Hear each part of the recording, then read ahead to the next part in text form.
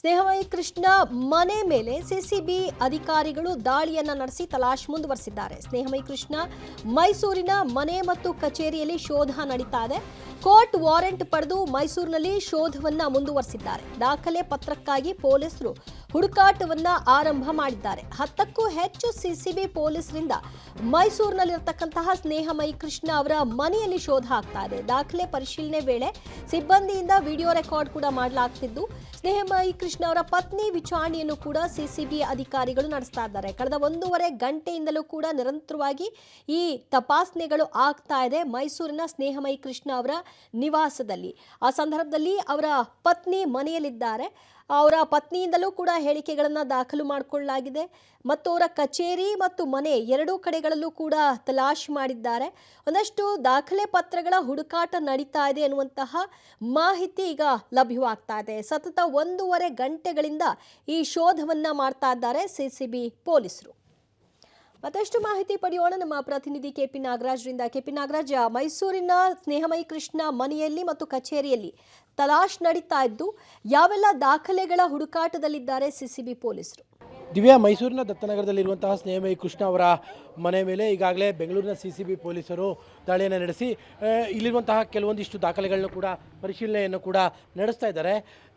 ಮೊದಲು ಆರಂಭದಲ್ಲಿ ಅವರ ಮನೆಯಲ್ಲಿ ದಾಳಿ ನಡೆಸಿದಂತಹ ಸಿಸಿಬಿ ಪೊಲೀಸರು ಅಲ್ಲಿ ಕೆಲವೊಂದಿಷ್ಟು ದಾಖಲೆಗಳನ್ನು ಕೂಡ ವಶಪಡಿಸಿಕೊಂಡು ತದನಂತರದಲ್ಲಿ ಅವರ ಸ್ನೇಹಮಯಿ ಕೃಷ್ಣ ಅವರ ಪತ್ನಿಯ ವಿಚಾರಣೆಯನ್ನು ಕೂಡ ನಡೆಸಿರುವಂಥದ್ದು ನೀವೀಗ ಗಮನಿಸ್ತಾ ಇರುವಂತಹ ದೃಶ್ಯಾವಳಿಗಳು ದಿವ್ಯಾ. ಇದು ಸ್ನೇಹಮಯಿ ಕೃಷ್ಣ ಅವರ ದತ್ತನಗರದಲ್ಲಿರುವಂಥ ಸ್ನೇಹಮಯಿ ಕೃಷ್ಣ ಅವರ ಮನೆ. ಈ ಒಂದು ಮನೆಯ ಒಳಗಡೆ ಒಟ್ಟು 10ಕ್ಕೂ ಹೆಚ್ಚು ಜನ ಸಿಸಿಬಿ ಪೊಲೀಸರು 1.5 ಗಂಟೆ ಹಿಂದೆ ಬಂದು ಇಲ್ಲಿರುವಂಥ ಎಲ್ಲ ದಾಖಲೆಗಳ ಪರಿಶೀಲನೆಯನ್ನು ಕೂಡ ನಡೆಸಿದ್ದಾರೆ. ಇಲ್ಲಿ ಕೆಲವೊಂದಿಷ್ಟು ದಾಖಲೆಗಳು ಅಂದರೆ ಸ್ನೇಹಮಯಿ ಕೃಷ್ಣ ಅವರು ಇದ್ದಂತಹ ರೂಮ್ ಇರ್ಬೋದು, ಮತ್ತೊಂದಿರ್ಬೋದು, ಎಲ್ಲದರಲ್ಲ ಸಿಕ್ಕಂತಹ ದಾಖಲೆಗಳನ್ನು ಕೂಡ ಪೊಲೀಸರು ತೆಗೆದುಕೊಂಡು ತದನಂತರದಲ್ಲಿ ಸ್ನೇಹಮಯಿ ಕೃಷ್ಣ ಅವರ ಆಫೀಸ್ ಮುಂಭಾಗದಲ್ಲಿದೆ.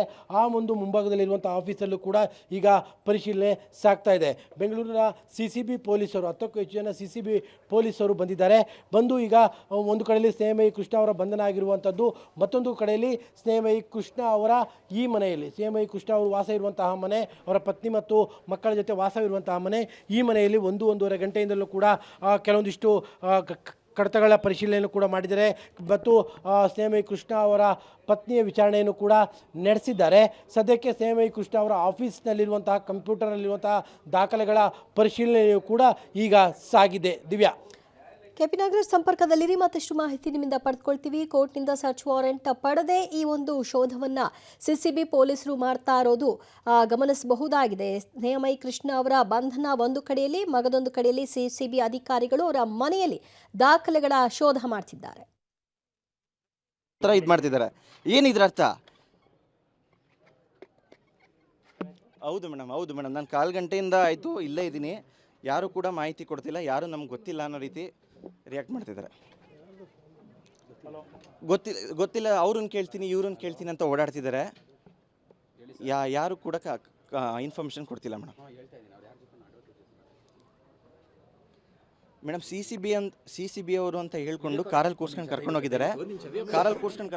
ಮನೇಲಿ ಹೋಗಿ ಇದು ಮಾಡ್ತಾರೆ. ಮೇಡಮ್, ನಾನು ಮಾಡ್ತೀನಿ ಸರ್. ಇವತ್ತು 20ನೇ ತಾರೀಕು ಜನಪ್ರತಿನಿಧಿ ನ್ಯಾಯಾಲಯದಲ್ಲಿ ಕೇಸ್ ಇರುತ್ತದೆ. ಬೆಳಗ್ಗೆ ಬಂದು ಅಟೆಂಡ್ ಆಗಿರ್ತೀವಿ. ಮಧ್ಯಾಹ್ನಕ್ಕೆ ಪಾಸ್ ಓವರ್ ಮಾಡಿರ್ತಾರೆ. ಮಧ್ಯಾಹ್ನ ಊಟ ಮುಗ್ದು ಆಚೆ ಡಾಕ್ಯುಮೆಂಟ್ಸ್ ತೊಗೊಳಕ್ಕೋಸ್ಕರ ಕಾರ್ ಹತ್ರ ಬರೋ ಟೈಮಲ್ಲಿ ನಾವು ಸಿಸಿಬಿ ಅವರು ಅಂತ ಹೇಳ್ಬಿಟ್ಟು ಕಾರಲ್ಲಿ ಬಂದು ಕೂರಿಸ್ಕೊಂಡು ಕರ್ಕೊಂಡು ಹೋಗಿದ್ದಾರೆ. ಮೈಸೂರಲ್ಲಿ ನಮ್ಮ ಮನೆಗೆ ಒಂದು 10 ಜನ ಹೋಗಿ ನಾವು ಸಿಸಿಬಿಯಿಂದ ವಾರೆಂಟ್ ಇದೆ ಅಂದ್ಬಿಟ್ಟು ಮನೆ ಸರ್ಚ್ ಮಾಡ್ತಿದ್ದಾರೆ. ಇಲ್ಲಿ ಸಿಸಿಬಿ ಅವರು ಅಂತ ನಾವು ಕರ್ಕೊಂಡು ಹೋಗಿದ್ದಾರೆ. ಯಾರಿಗೂ ಏನು ಯಾವ ಕೇಸು ಏನು ಇನ್ಫಾರ್ಮೇಷನ್ ಏನೂ ಕೊಡಲಿಲ್ಲ ಕಂಪ್ಲೀಟಾಗಿ.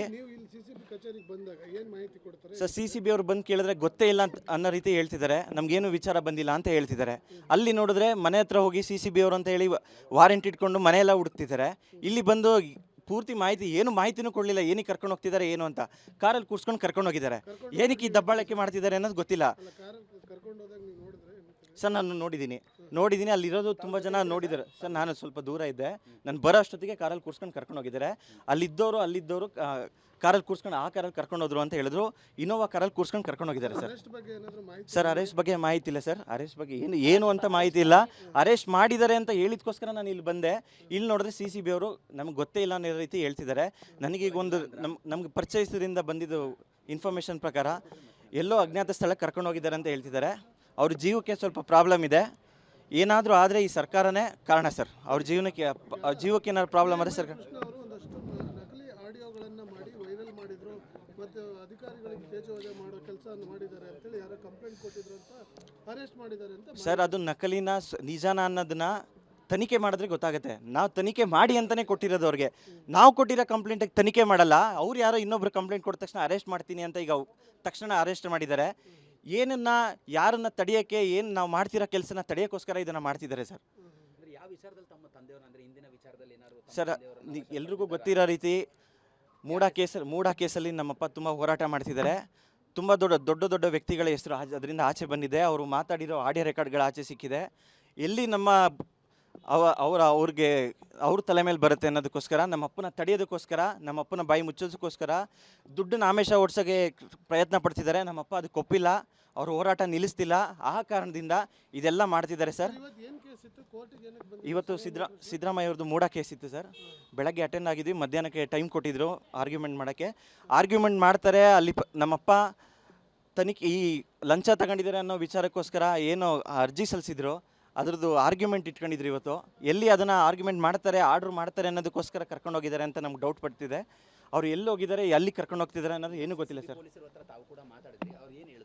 ಸರ್ ನಮ್ಗೆ ಅವರು ಬಂದೇ ಇಲ್ಲ ಅಂತ ಹೇಳ್ತಿದ್ದಾರೆ. ಕರ್ಕೊಂಡೋಗಿ ಈಗಾಗಲೇ 3 ಅವರ್ ಆಗಿದೆ. 2 ಗಂಟೆ 2 ಕಾಲಲ್ಲಿ ಕರ್ಕೊಂಡು ಹೋಗಿರೋದು. ಇದುವರೆಗೂ ಅವ್ರು ಎಲ್ಲಿದ್ದಾರೆ, ಏನು ಮಾಡ್ತಿದ್ದಾರೆ, ಯಾರು ಕರ್ಕೊಂಡು ಹೋಗಿದ್ದಾರೆ ಏನು ಇನ್ಫಾರ್ಮೇಷನ್. ಸರ್ ಕರ್ಕೊಂಡು ಹೋಗ್ತಾ ಇದ್ದೀವಿ ಅಂತ ಹೇಳಿದ್ರು. ಅರೆಸ್ಟ್ ಅಂತ ಕ್ಲಿಯರಾಗಿ ಹೇಳಿಲ್ಲ ಸರ್. ಕ್ಲಿಯರಾಗಿ ನಾವು ಅರೆಸ್ಟ್ ಮಾಡ್ತಿದ್ದೀವಿ, ಇಂಥ ಕಾರಣಕ್ಕೆ ಮಾಡ್ತಿದ್ದೀವಿ, ಇಂಥ FIR ಆಗಿದೆ, ಏನು ಪ್ರತಿಯೊಂದು ಹೇಳಿಲ್ಲ. ನನಗೆ CCB ಅಧಿಕಾರಿಗಳು ಬಂದು ಸರ್ಚ್ ಮಾಡಿದ್ದಾರೆ ಅಂತ ಸರ್ ಕಾರಣಕ್ಕೆ ಅಂತ ಸರ್ಚ್ ವಾರೆಂಟ್ ತರ್ತಿದ್ದೀವಿ ಅಂತ ಹೇಳಿದ್ದಾರೆ ಸರ್. CCBಲಿ ಒಂದು ಕಂಪ್ಲೇಂಟ್ ಆಗಿದೆ. ನಿಮ್ಮ ಕಂಪ್ಲೇಂಟ್ ಇದೆ. ಏನು ಕಂಪ್ಲೇಂಟ್ ಅಂತ ಹೇಳಿಲ್ಲ, ಕಂಪ್ಲೇಂಟ್ ರಿಜಿಸ್ಟರ್ ಆಗಿದೆ. ನಾವು ಸರ್ಚ್ ನಾನು ಏನು ಇನ್ಫಾರ್ಮೇಷನ್ ಅಂತ ಕೇಳೋಕ್ಕೆ ಕಾಲ್ನೇ ಕಟ್ ಮಾಡ್ತಾರೆ. ನಮ್ಮ ತಾಯಿ ಮಾತ್ರ ಮನೇಲಿದ್ದಾರೆ. ನಮ್ಮ ಮನೆ ಮತ್ತು ಆಫೀಸ್ನ ಸರ್ಚ್ ಮಾಡಬೇಕು ಅಂತ ಸರ್ಚ್ ಮಾಡ್ತಿದ್ದಾರೆ ಸರ್. ಈಗ ಸದ್ಯಕ್ಕೆ ಮನೇಲಿ ಮಾಡ್ತಿದ್ದಾರೆ, ಆಫೀಸಲ್ಲಿ ಮಾಡ್ತಿದ್ದಾರೆ ಸರ್ ಅಷ್ಟೇ. ಆಫೀಸ್ ಎರಡು ಒಂದೇ ಕಡೆ ಮನೆ ಹತ್ರನೇ ಆಫೀಸ್ ಇರೋದು. ಇದುವರೆಗೂ ಏನೂ ಸಿಕ್ಕಿಲ್ಲ ಸರ್.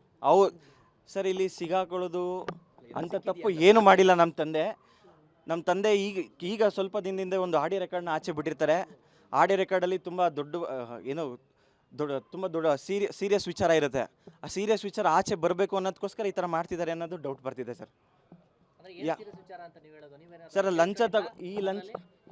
ಸರ್ ಈ ಕೇಸಲ್ಲಿ ಮೂಡ ಕೇಸಲ್ಲಿ B ರಿಪೋರ್ಟ್ ಹಾಕಬೇಕು ಅನ್ನೋದಕ್ಕೋಸ್ಕರ ಮೊದಲು ಏನು ಮೂಡ ಕಮಿಷನರ್ ಆಗಿದ್ರು ನಟೇಶ್ ಅನ್ನೋರು, ಅವರು ಲಂಚ ಕೊಟ್ಟಿದ್ದಾರೆ ಅನ್ನೋ ವಿಚಾರ ಆಚೆ ತರ್ತಾರೆ. ಆ ಮೂಡ ಕಮಿಷನರು ನಮ್ಮ ತಂದೆಯವ್ರಿಗೆ ಡೈರೆಕ್ಟಾಗಿ ಸಿಕ್ಕಿ ಅವ್ರಿಗೆ ಸ್ವಲ್ಪ ಹಣದ ಆಮಿಷ ಹೊಡಿಸಿ ಕೇಸ್ನ ಹೇಗಾದರೂ ಮುಚ್ಚಬೇಕು ಅನ್ನೋದು ಪ್ರಯತ್ನ ಪಡ್ತಿರ್ತಾರೆ. ಆ ಕಾರಣಕ್ಕೋಸ್ಕರ ಇನ್ನೊಬ್ಬರಿಗೆ ಕಾಲ್ ಮಾಡಿ ನಮ್ಮ ಅಪ್ಪನಿಗೆ ಪರಿಚಯ ಇರೋರಿಂದ ಅವ್ರನ್ನ CMI ಕೃಷ್ಣವ್ರನ್ನ ನಮಗೆ ಪರಿಚಯ ಮಾಡಿಸಿ ನಾವು ಡೈರೆಕ್ಟಾಗಿ 1 to 1 ಮಾತಾಡಬೇಕು ಅಂತ ಹೇಳಿರ್ತಾರೆ. ಆ ರೆಕಾರ್ಡನ್ನು ನಮ್ಮಪ್ಪ ಆಚೆ ಬಿಟ್ಟಿರ್ತಾರೆ ಸರ್. ಅದ್ರ ಜೊತೆಗೆ ಇನ್ನೂ ರೆಕಾರ್ಡ್ಗಳಿದೆ. ನಮ್ಮಪ್ಪ ಇದನ್ನು ತನಿಖೆ ಮಾಡಿ ಈ ಥರ ಆಮಿಷ ಒಡ್ಡು ಈ ಕೇಸ್ನ ಮುಚ್ಚೋಕ್ಕೆ ಪ್ರಯತ್ನ ಪಡ್ತಿದ್ದಾರೆ ಅಂತ ನಮ್ಮಪ್ಪ ಕೋರ್ಟ್ಗೆ ಅಪ್ಲಿಕೇಶನ್ ಕೊಟ್ಟಿದ್ದಾರೆ, ಲೋಕಾಯುಕ್ತಕ್ಕೆ ಕಂಪ್ಲೇಂಟ್ ಕೊಟ್ಟಿದ್ದಾರೆ, ED ಅವ್ರಿಗೆ ಕಂಪ್ಲೇಂಟ್ ಕೊಟ್ಟಿದ್ದಾರೆ. ಇದೆಲ್ಲ ವಿಚಾರ ಆಚೆ ಬರುತ್ತೆ ಅನ್ನೋದಕ್ಕೋಸ್ಕರ ಇದನ್ನು ನಮ್ಮಪ್ಪನ ಈ ಕೇಸಿಂದ ಹಿಂದೆ ಸರಿಸೋಕ್ಕೋಸ್ಕರ ಇದೆಲ್ಲ ಪ್ರಯತ್ನ ಮಾಡ್ತಿದ್ದಾರೆ ಸರ್. ಸರ್ ಸದ್ಯಕ್ಕೆ ನನಗೆ ಗೊತ್ತಿರಾಗೆ ಏನು ಮೀಡಿಯಾದವ್ರಿಗೆ ಸಿಕ್ಕಿದೆ ಅಷ್ಟು ಮಾತ್ರ ಆಡಿಯೋ ಸಿಕ್ಕಿದೆ ಸರ್. ಈ ಕೇಸಲ್ಲಿ ತನಿಖೆ ಮಾಡಿದ್ರೆ ಗೊತ್ತಾಗುತ್ತೆ ಯಾರ್ಯಾರು ಇದ್ದಾರೆ, ಏನೇನು ಮಾತಾಡಿದ್ದಾರೆ, ಏನೇನು ವಿಚಾರಗಳಿದೆ ಅನ್ನೋದು ತನಿಖೆ ಬರುತ್ತೆ. ಆ ತನಿಖೆ ಮಾಡಬಾರ್ದು ಅನ್ನೋದಕ್ಕೋಸ್ಕರ ಇದನ್ನು ನಮ್ಮಪ್ಪನ ಹಿಂದೆ ಸರಿಸೋಕ್ಕೋಸ್ಕರ ಇದೆಲ್ಲ ಕೆಲಸ ಮಾಡ್ತಿದ್ದಾರೆ. ಒಳಗಿಲ್ಲ ಅಂತ ಹೇಳಿದ್ದಾರೆ, ಏನು ಮಾಹಿತಿನೂ ಕೊಡ್ತಿಲ್ಲ, ಇಂಥವ್ರಿಗೆ ಈ ಥರ ಆಗಿದೆ ಅನ್ನೋದು ಕೊಡ್ತಿಲ್ಲ. ಸ್ವಲ್ಪ ನಮಗೆ ಆತಂಕ ತುಂಬ ಇದೆ ಸರ್. ಸರ್ ನನ್ನ ಹೆಸರು ವಿವೇಕ್ ಅಂತ.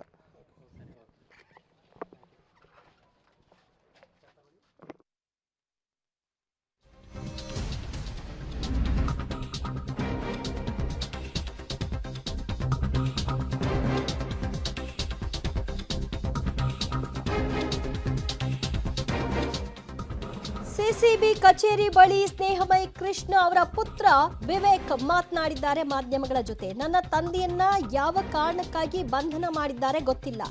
ಬಂಧನನ ಕೇವಲ ವಿಚಾರಣೆನ ಯಾವ ಮಾಹಿತಿಯನ್ನು ಹಂಚಿಕೊಳ್ತಿಲ್ಲ.